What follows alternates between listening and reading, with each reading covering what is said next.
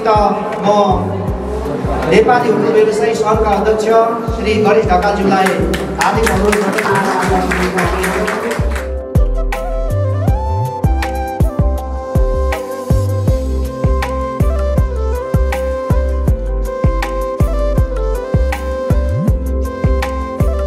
प्रालीको चेयरम्यानज्यू पनि यहाँ उपस्थित हुनुहुन्छ। उहाँलाई पनि म केही कुरा राख्ने निमित्त अनुरोध गर्दछु। श्यामलाल खनालज्यू। विशेष त म यहाँ धेरै केही पनि कुरा गर्दैन, जस्ट 2-4 मात्रै कुरा मेन इम्पोर्टेन्स मात्रै गर्छु। सबैभन्दा पहिला त म नेपाल होटल व्यवसाय सङ्घलाई चाहिँ सर्वप्रथम धन्यवाद दिन चाहन्छु, किनकि यो पहिलो इन्सेन्सनको रूपमा चाहिँ यति धेरै मात्रामा चाहिँ एउटा संस्थागत रूपमा एज एग्रिमेन्टकै तरिकाले चाहिँ प्रत्येक होटेलहरूमा चाहिँ एउटा या दुईवटा फायर एक्सटिङ्ग्विसर राख्नुपर्छ भनेर जुन इन्सेन्सन दिनुभएको छ, त्यसको लागि म र मेरो संस्थाको तर्फबाट चाहिँ धेरै धेरै धन्यवाद। एउटा पहिचान हुने गरी एउटा हेल्थनेसको व्यवस्था गरेको कुरा यहाँहरूलाई जानकारी गराउन चाहन्छु। आज ढिलै भए पनि हामीले एउटा त्यो सहायता कक्षा राखेर आम व्यवसायको व्यवसायमा सहयोग पुग्नेछ भन्ने हेतुले हामीले त्यो हेल्थनेस राखेका हौँ। यो उपकरण लगाएर आफ्नो सुरक्षाको लागि, समाजको सुरक्षाको लागि यो राखिदिनु भन्ने विशेष अनुरोध गर्न चाहन्छु। अब धेरै बोल्नुभन्दा पनि कार्यक्रम जसरी उहाँले गर्नुभएको छ, होटेल व्यवसाय सङ्घले गरेको छ, हामी यहाँ जुटेका छौँ। गर्न लागेको कामलाई, सङ्घले गर्न लागेको कामलाई चाहिँ अब निरन्तरता दिउँ र यो आगो लागि कतैबाट भयो भने त्यसपछिको स्थिति के हुन्छ भन्ने कुरो कसैले पनि परिकल्पना गर्न सक्दैन, किनभने अघि सामुदायिक सेवा समितिका अध्यक्षले भनिसक्नुभयो, विपद भनेको बाजा बजाएर जानकारी गरेर आउने चिज होइन, यो पनि अर्को एउटा विपद हो। अब बर्खा लागिसकेको छ र यसपालि पानी धेरै पर्छ र किनभने यसले के कति क्षति पुर्याउँछ भन्ने कुरो निश्चित नहुने भएर विपदको लागि पनि तपाईँ हामी सबै सहयोग गर्नुपर्छ। र अर्को कुरो मैले तपाईँलाई नभनी नहुने कुरा के छ भने टोखा नगरपालिकामा व्यवसाय गर्ने साथीहरू, मैले अहिले नेपाली होटल व्यवसायीका अध्यक्षलाई नै मैले भनेको छु, आफ्नो सङ्घबाट चाहिँ नलिकन रिन्यू गर्न आउनु होला। यो आउँदाखेरि कुरा सुन्नुहोस् है, मैले अर्को पनि भनेको छु, आउँदाखेरि तपाईँको प्रत्येक होटेलको एक फ्ल्याटमा यो अग्नि नियन्त्रण रहेको हुनुपर्ने छ, सिसी क्यामेरा रहेको हुनुपर्छ। यदि त्यो कुरा उल्लेख भएर आएन भने तपाईँको व्यवसाय रिन्यू नहुन नि सक्छ। यो एउटा चाहिँ इम्पोर्टेन्ट कुरो हो, तपाईँले सबैले बुझ्नु होला र यो चाहिँ सबैलाई खबर पुर्याउनु होला। सकेसम्म एउटा फ्ल्याटमा एउटा राख्नु सकेन भने किचनको नजिक त्यो सबैले चाहिँ एक्सिस हुने ठाउँमा चाहिँ यो राख्नु नेछ भन्ने मैले विश्वास लिएको छु। र साउन्डमा तपाईँहरू रिन्यू गर्न आउँदाखेरि अहिले होटेल व्यवसायी सङ्घको, नेपाली होटेल व्यवसायी सङ्घ र काठमाडौँ होटेल व्यवसायी सङ्घलाई मैले उहाँलाई नि खबर गर्छु, आज उहाँहरू आउनु भएको छैन। त्यो चिठीमा यो कुरो पनि उल्लेख गरेर तपाईँले चेक गरेर मात्रै पठाउन हुन अनुरोध गर्दछु। यो अति आवश्यक हामीलाई पर्दाखेरि नजिकको देउता हेला परेर देउता बेला भन्छ नि, यो चाहिँ छ नि जुन हेला गरेर फ्याँकेर राखेको हुन्छ नि भित्तामा, यसैले साथ दिने हो। तपाईँको जीवन, तपाईँको सम्पत्ति, तपाईँको घर यसैले जोगाउने हो। त्यही कारणले अति आवश्यक, अति जरुरी छ। यहाँले राखेन भने म कडाका साथ हाम्रो राम्रो दाइले खतरा बोल्नुहुन्छ, त्यसरी मैले बोल्दिनँ होला, तर म नियम नीति चाहिँ पढाइरहेको छु। 600 जनाको चाहिँ सदस्य नेपाली होटल व्यवसाय सङ्घमा छ। हामी 600 जनालाई वितरण गर्छौँ र हामीले आगो लागेको पनि देखेको छ, डढेको पनि देखेको छ, जले पनि देखेको छ, नष्ट भएको पनि देखेको छ। र खै आगो लाग्दाखेरि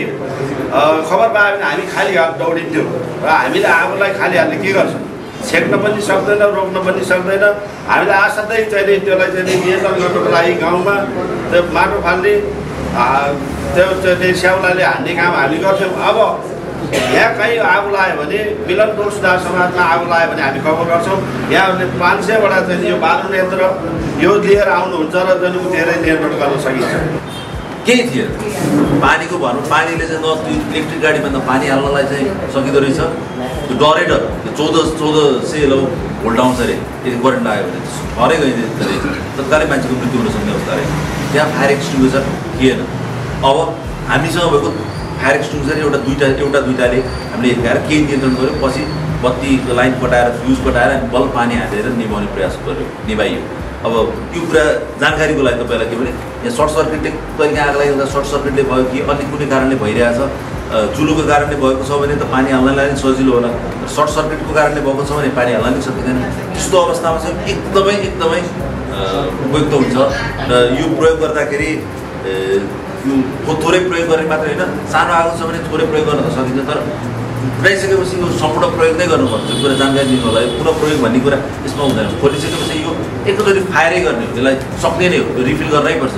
आधा राखेर पछि पुनः प्रयोग हुन सक्दैन त्यो कुरा जानकारी पनि थोरै दिनु होला त्यो हजुरहरू आफ्नै सुरक्षाको लागि देख्दाखेरि तत्काललाई चाहिँ फोर्स गरेर जस्तो देखिन्छ कति कुराहरू जबरजस्ती गर्नुपर्ने अवस्था आउन सक्छ हाम्रो लागि होइन यो होटल व्यवसायीको लागि त्यहाँ भएका अतिथिका लागि र वरिपरिका लागि पनि यो आवश्यक छ त्यसको लागि हरदम प्रयोग गर्न पनि सिक्नु होला हजुरलाई तालिम होटल व्यवसायी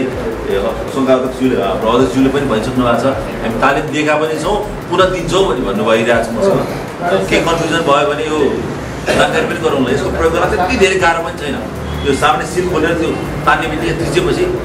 पाइपले सही ढङ्गले आगोको मुखमा सही ढङ्गले लगाएर गऱ्यो भने एकदमै प्रभावकारी काम गर्छ र वास्तवमा यो हामीले अघि नै नेता दाइले नि भन्नुभयो अर्काले गर्छ भने वास्तवमा हुँदैन आज तपाईँ हामीले हेऱ्यौँ भने कसैकोमा धेरैकोमा छैन तपाईँ कल्पना गर्नुहोस् कसैको घरमा आगो लागि भयो भने हामी जोडिएर बसेका छौँ हामीसँग कुनै विकल्पै छैन त्यस कारणले हामीले ठुलो जनधनको चाहिँ हामीले क्षति बेहोर्नु पर्ने हुन्छ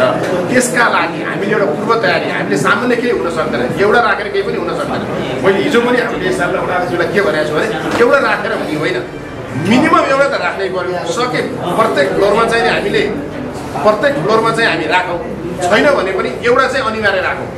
अनिवार्य भन्दा हाम्रै चाहिँ टोलमा हेर्नु भने हामी 18-20वटा होटेल छौँ कहीँ केही भइहाल्यो भने 18-20वटा पानी बोकेर जानुभन्दा कमसेकम यो बोकेर गयौँ भने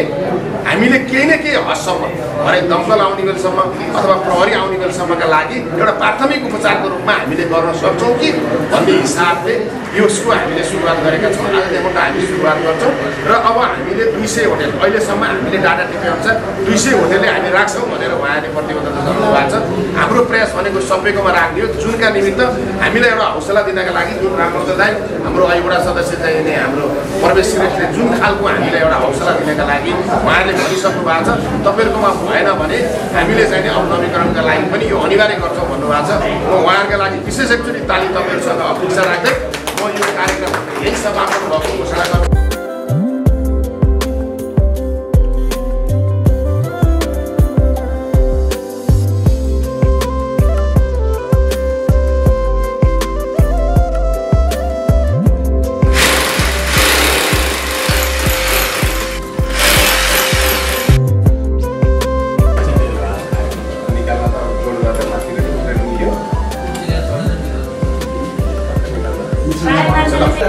तिनै बनाइरहेको बाँकी अघि नै